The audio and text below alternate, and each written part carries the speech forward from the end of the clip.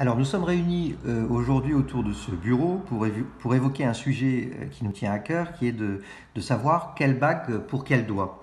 On est souvent confronté à la question en boutique de clientes qui nous demandent mais qu'est-ce que je peux porter au petit doigt? Mon alliance, est-ce que je dois nécessairement la porter sur la main gauche? Est-ce que je peux pas la porter sur la main droite? Est-ce que j'aime les bagues sur le doigt du milieu, mais est-ce que vous pensez que cette bague-là va bien sur le doigt du milieu, etc., etc.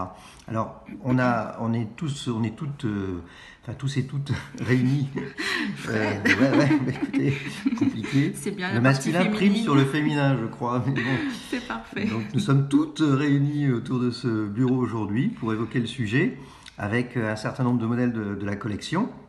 Et pour commencer, je dirais qu'il y a un doigt assez évident qui est l'annulaire main gauche, qui est l'archétype du doigt des fiançailles. Christine. Bah oui, donc là, pour l'annulaire, ça va être les bagues ici que nous vous présentons, donc notre collection Antoinette, c'est parfait, puisque pour les fiançailles, on va avoir une bague très fine, raffinée et intemporelle, donc c'est parfait. Et également, on peut la juxtaposer avec des alliances, ça c'est très important, parce qu'il y a les inconditionnels de l'alliance avec la bague de fiançailles. Voilà, alors on peut ou on ne peut pas, on peut juxtaposer notre bague Antoinette avec une alliance parce qu'elle a été conçue pour, tout simplement parce qu'on a fait ce qu'on appelle un panier suspendu qui permet à l'alliance de passer en dessous. Donc ça fait un très joli ensemble juxtaposé à l'alliance. Mais il y a des bagues, notamment des bagues à entourage avec des paniers filaires, qu'on ne peut que difficilement juxtaposer avec une alliance. Auquel cas, je vous pose la question, Christine, est-ce qu'on peut porter sa bague de fiançailles main droite, sur l'annulaire main droite? Absolument, c'est vraiment une tendance en ce moment, les jeunes femmes se libèrent de cette contrainte et souvent on a des cas de figure avec des créations très originales et la personne préfère basculer à droite lorsqu'elle se marie et elle opte pour une alliance un petit peu travaillée, haute joaillerie. En fait ça permet de libérer la main gauche pour pouvoir avoir une alliance un peu plus marrante que le simple anneau en or tout simple. Exactement. Je vois que vous avez réuni là un certain nombre de... Vous la reconnaissez? Oui, je l'ai créé. C'est lui qui l'a créé, donc voilà, donc c'est notre collection Andine qui est vraiment parfaite pour les femmes qui recherchent de l'originalité, de la créativité et cette fabrique joaillère qui est quand même bien spécifique.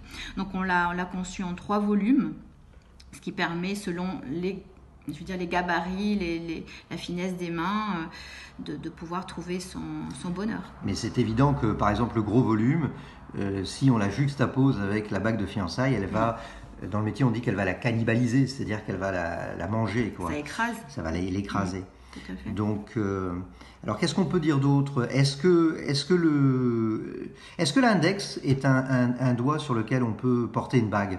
Absolument. Moi, j'ai le souvenir pourquoi pas des peintres du XVe siècle, de la Renaissance italienne, où on voyait ces tableaux où les femmes portaient une bague à l'index, et j'ai toujours trouvé ça très sympa. Est-ce qu'on peut le faire aujourd'hui? De nos jours, bien sûr. Je pense que les femmes de nos jours sont tout à fait ouvertes à ce genre de propositions.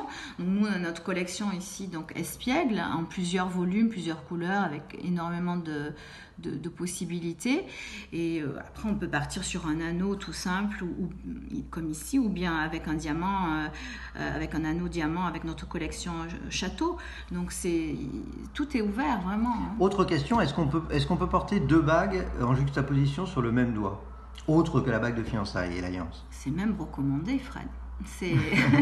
C'est justement notre palette de couleurs qui vous permettra de jouer vraiment au quotidien avec vos vêtements, votre humeur. Vous êtes d'une humeur solaire, vous allez mettre votre quartz lemon que vous allez associer avec du rose, c'est magnifique, ou bien trancher avec un quartz fumé.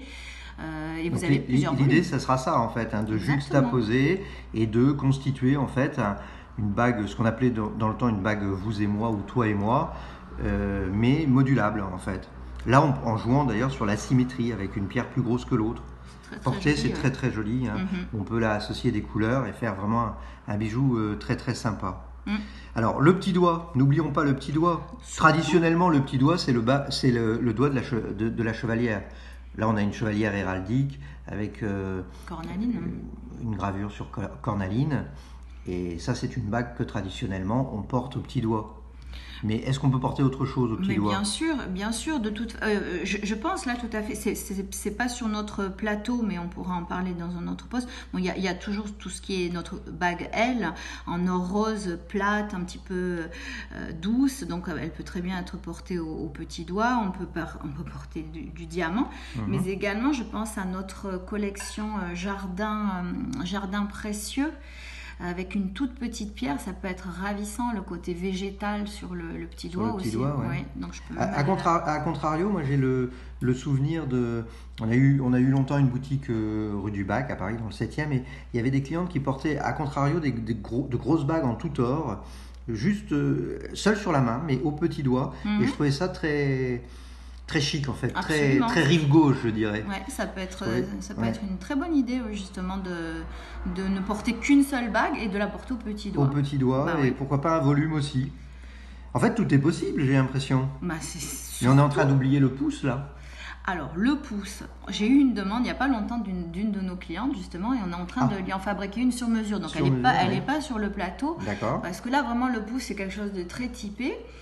Et donc, je pense qu'il y a une infinie possibilité de solutions, et on pourra opter pour des choses très simples telles que l'anneau, ou alors travailler avec une pierre et avoir un volume qui peut être même assez conséquent.